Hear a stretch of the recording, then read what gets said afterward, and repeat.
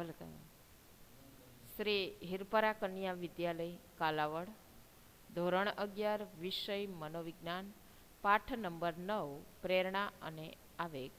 આ પાઠનો આપણો આ 8મો લેક્ચર છે. આજના લેક્ચરમાં આપણે સ્વાધ્યાયના પ્રશ્નો વિશે સમજ મેળવીશું. સ્વાધ્યાયની અંદર આપણને 5 વિભાગ પૂછાય છે. એ વિભાગ, બી વિભાગ, સી વિભાગ, ડી વિભાગ અને ઈ વિભાગ.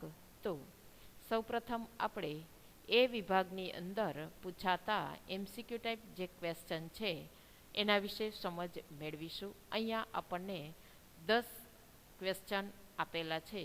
જોઈએ, પહેલો ક્વેશ્ચન છે ખાસ કે પ્રેરણા નહીં તો વર્તન નહીં. આ વાત આપણને કોણે કરેલી છે? ખાસ વિદ્યાર્થી બહેનો, 4 થી 5 મનોવૈજ્ઞાનિકોએ અહીંયા જુદી જુદી પ્રેરણાની પણ વ્યાખ્યા આપેલી છે. જુદા જુદા મનોવૈજ્ઞાનિકોએ પ્રેરણાની વ્યાખ્યા, આવેગની વ્યાખ્યા, આવેગનો સિદ્ધાંત, આવેગ નિયમનના માર્ગો, પ્રેરણા ચક્રો, ઘણું બધું અલગ અલગ મનોવૈજ્ઞાનિકોએ સમજાવેલું છે. એટલે એમસીક્યુની અંદર વ્યવસ્થિત વાક્ય વાંચી અને જે તે મનોવૈજ્ઞાનિકનું નામ છે એ યાદ રાખજો.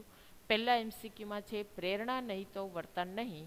આ વાત કોણે કીધેલી છે? તો આપણને ખબર છે કે સીટી મોર્ગને પ્રેરણા ચક્ર આપેલું છે. ગિલફર્ડ અને વુડવર્થે આપણને પ્રેરણાની વ્યાખ્યા આપેલી છે, સાથે એની સમજ પણ આપેલી છે. તો પ્રેરણા નહીં તો વર્તન નહીં, આ વાક્ય ગેરેટ નામના મનોવૈજ્ઞાનિકે આપેલ છે. પછી ઈરણ શબ્દનો કોણે ઉપયોગ કરેલો છે? તો એનો જ જવાબ આવશે ઈરણ શબ્દનો વુડવર્થ નામના મનોવૈજ્ઞાનિકે ઉપયોગ કરેલો છે.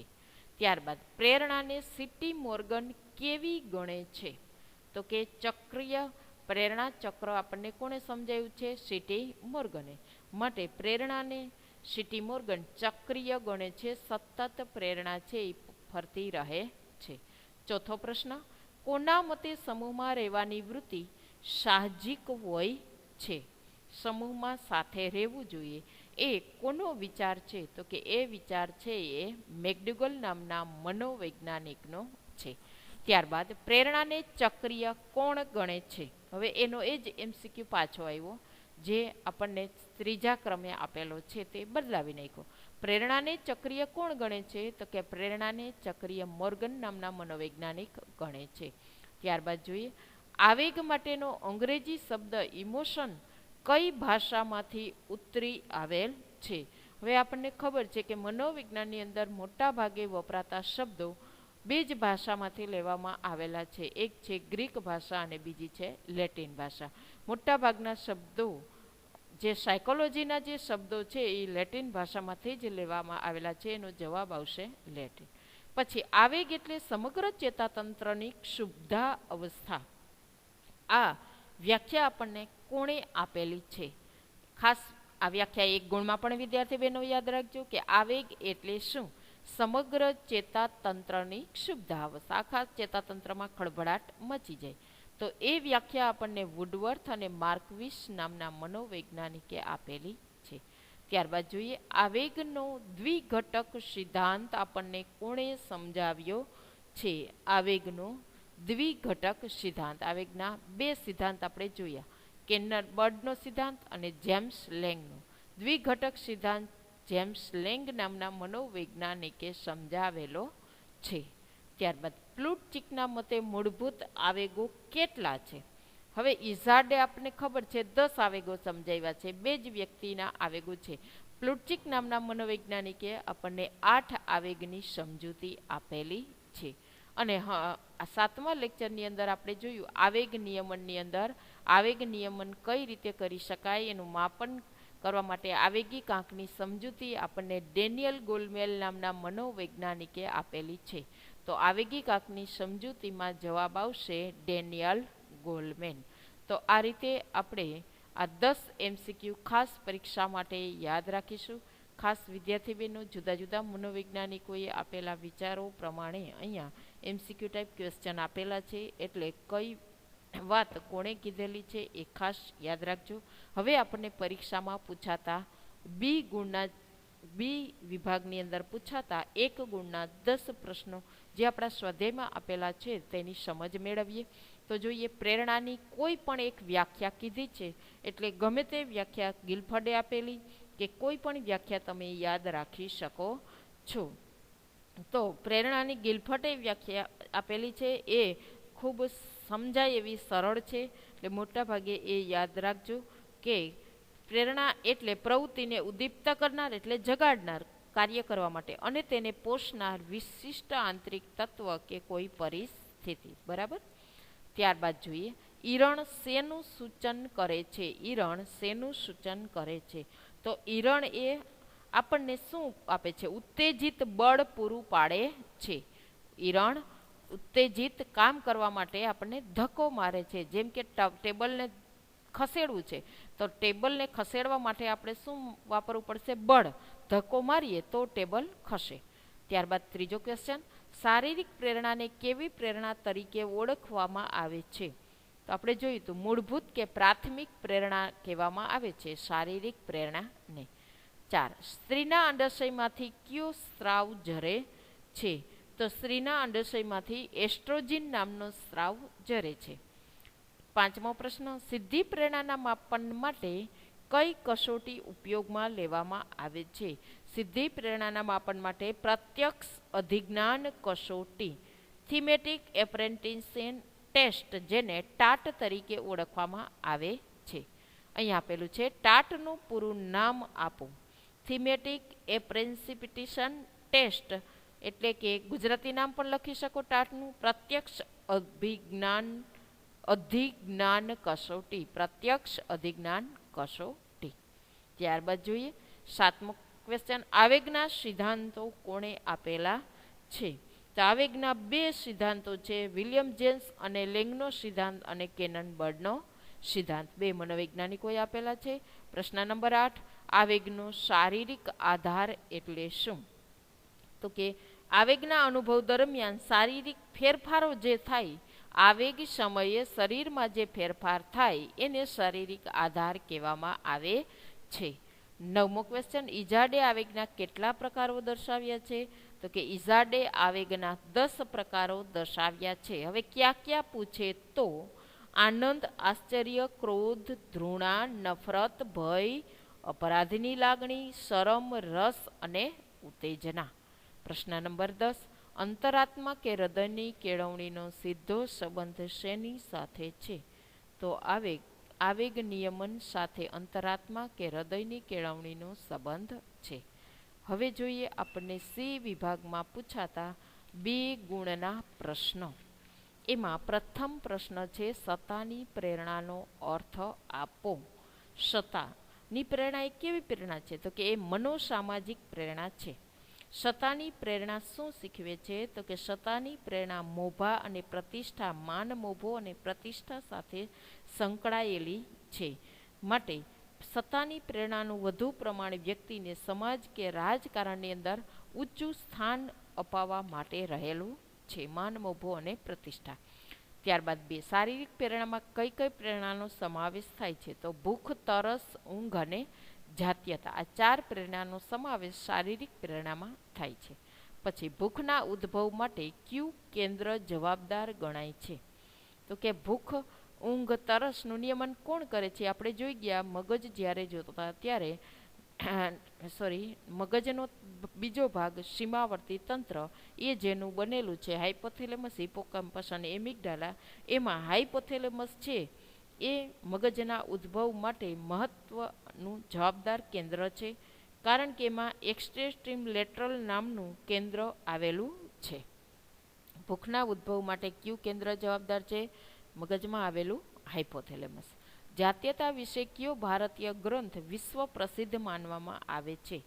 તો વાત્સ્યાયન કામસૂત્ર, જે વાત્સ્યાયન નામના ઋષિ દ્વારા લખાયેલું ગ્રંથ છે એનું નામ છે વાત્સ્યાયન કામસૂત્ર. આ ગ્રંથ વિશ્વ પ્રસિદ્ધ જાત્યતા માટે છે. પછી સંલગ્નતાની પ્રેરણા વિશે મેકડુગલ શું માને છે?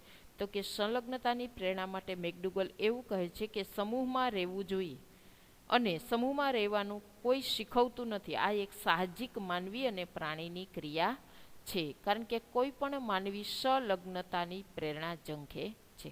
ત્યારબાદ છે સત્તાવાદી શાસકોના નામ આપો. Hitler, Ravan, Hiranyakashyap, Mussolini, Hussain, Idi આર્મીન, આ બધા કેવા હતા? સત્તાવાદી શાસકો હતા. આવેગની કોઈ એક વ્યાખ્યા કીધી છે, કોઈ પણ લખી શકો છો આવેગની વ્યાખ્યા. આગળ જોઈ ગયા કે સમગ્ર ચેતાતંત્રની ક્ષુબ્ધાવસ્થા, એ પણ વ્યાખ્યા લખી શકો, અથવા સિટી મુર્ગને આપેલી વ્યાખ્યા પણ લખી શકો છો કે આવેગે એક તીવ્ર સુખદ કે દુઃખદ લાગણી અનુભવે છે, જેનાથી કેટલાક અંશે શરીરની ક્ષુબ્ધાવસ્થામાંથી આવેગ જન્મે છે. આ એક હાવભાવ અને ચેષ્ટા દ્વારા આવેગ છે એ અભિવ્યક્ત થાય છે. પ્રશ્ન નંબર 10, આવેગનો દ્વિઘટક સિદ્ધાંત કોણે આપેલો છે? તો કે આવેગનો દ્વિઘટક સિદ્ધાંત સિંગર અને શાક્તર નામના મનોવૈજ્ઞાનિકે આપણને સમજાવેલો છે. વિધાયક આવેગો સમજાવો. તો કે જે આવેગો હકારાત્મક હોય, મનોશારીરિક સ્થિતિ સાથે સંકળાયેલા હોય, આનંદ, સુખ અને પ્રેમનો અનુભૂતિ કરાવતા હોય, એવા આવેગોને વિધાયક આવેગો કહેવામાં આવે છે. પ્રશ્ન નંબર 10, સિદ્ધિ પ્રેરણા શું છે? તો કે સિદ્ધિ પ્રેરણા એ આપણને શું જોખમ ભરેલા કાર્યો કરવા માટે, આર્થિક ક્ષેત્રે ખૂબ જ મહેનત માગી અને સફળતા પ્રાપ્ત કરવા માટેના કાર્યો તરફ વાળે છે. હવે આવી સિદ્ધિની પ્રેરણા કેવી વ્યક્તિઓમાં હોય છે? રમતવીરો, વૈજ્ઞાનિકો, કલાકારો, ઉદ્યોગપતિઓ, અવકાશયાત્રીઓમાં સિદ્ધિની પ્રેરણા વધારે જોવા મળે છે. ત્યારબાદ આપણે જે ટૂંકનોંધ સ્વરૂપે ડી વિભાગમાં પૂછાતા પ્રશ્ન જોઈએ, તો એમાં ભૂખની પ્રેરણા, જેની પણ આપણે વિસ્તૃત સમજ મેળવી ગયા છીએ. જાતીય પ્રેરણા, આવેગના ત્યારબાદ શારીરિક આધારો જે આપેલા છે, એની અંદર ખાસ જેમ્સ લેંગનો સિદ્ધાંતની સમજ આપવાની છે અને કેનનબર્ગનો સિદ્ધાંતની સમજ આપવાની છે. ત્યારબાદ આવેગના બોધાત્મક આધારો આપેલા છે. એની અંદર ખાસ કે આવેગ સમયે વ્યક્તિના શરીરમાં જે ફેરફારો થાય છે, એનો આધાર શરીરના શારીરિક આધારો ઉપર રહેલો છે. આવેગ સમયે જે વ્યક્તિ તર્ક, નિર્ણય અને વિચાર પ્રક્રિયા કરે છે, એ સમય દરમિયાન શું અનુભૂતિ થાય છે, એમની સમજૂતી લખવાની છે. અને સિંગર અને શાક્તર આવેગને શું કહે છે? તો કે ચોક્કસ પ્રકારની ઉત્તેજના માટે જુદા જુદા નામો એમને આપેલા છે. ત્યારબાદ પ્રેરણા અને આવેગ વચ્ચે શું સંબંધ છે?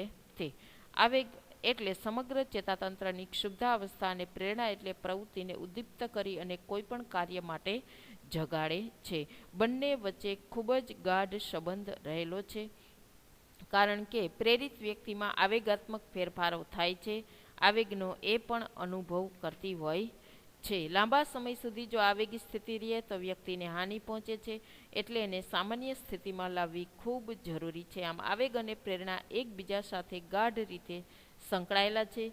જીવનના અસરકારક વર્તન માટે બંને જરૂરી છે. વાસ્તવિક પરિસ્થિતિમાં બંનેને અલગ અલગ ઓળખવા મુશ્કેલ છે, કારણ કે બંને અવિચ્છનીય રીતે એકબીજા સાથે સંકળાયેલા છે. ત્યારબાદ આપણને 5 ગુણની અંદર પૂછાતા પ્રશ્ન અહીંયા આપણા સ્વાધ્યાયમાં 5 આપેલા છે. પહેલો જ પ્રશ્ન છે, પ્રેરણા એટલે શું? અને પ્રેરણા ચક્ર, જે સિટી મોર્ગને આપણને સમજાવેલું છે, તે પ્રેરણાની વ્યાખ્યા અને પ્રેરણાનો અર્થ છે એ સમજાવવાનું છે. પ્રેરણા ચક્રની અંદર જરૂરિયાત, ઈરણ, ઉત્તેજના, લક્ષ્ય પ્રાપ્તિ અને ઉત્તેજનમાં થતો ઘટાડો, એની સમજ આપવાની છે. શારીરિક પ્રેરણા સંદર્ભે જે ઊંઘ, ભૂખ, તરસ, જાતીયતા, આ 4 જે પ્રેરણા આપેલી છે, એમાંથી કોઈ પણ 2ની સમજ આપવાની છે. ત્યારબાદ કોઈ પણ 2 મનોસામાજિક પ્રેરણા વિશે સમજ આપવી. મનોસામાજિક જે પ્રેરણાઓ આપેલી છે, સિદ્ધિની પ્રેરણા, સંલગ્નતાની પ્રેરણા કે સત્તાની પ્રેરણા, એમાં કોઈ પણ 2 સમજાવવાની છે. ત્યારબાદ પ્રશ્ન આવેગનો અર્થ એટલે કે આવેગની વ્યાખ્યા અને આવેગના પ્રકારો જે આપેલા છે તે, એમાં ઇઝાર્ડે આપેલા 10 પ્રકારો, મેકડુગલના 8 પ્રકારો અને 2 જે પ્રકારો પ્લુટચિક નામના મનોવૈજ્ઞાનિકે આપેલા છે, વિધાયક આવેગો અને નિષેધક આવેગો, તેની સમજ આપવાની છે. અને આવેગ નિયમન કઈ રીતે કરવું જોઈએ એની પદ્ધતિઓ આપેલી છે.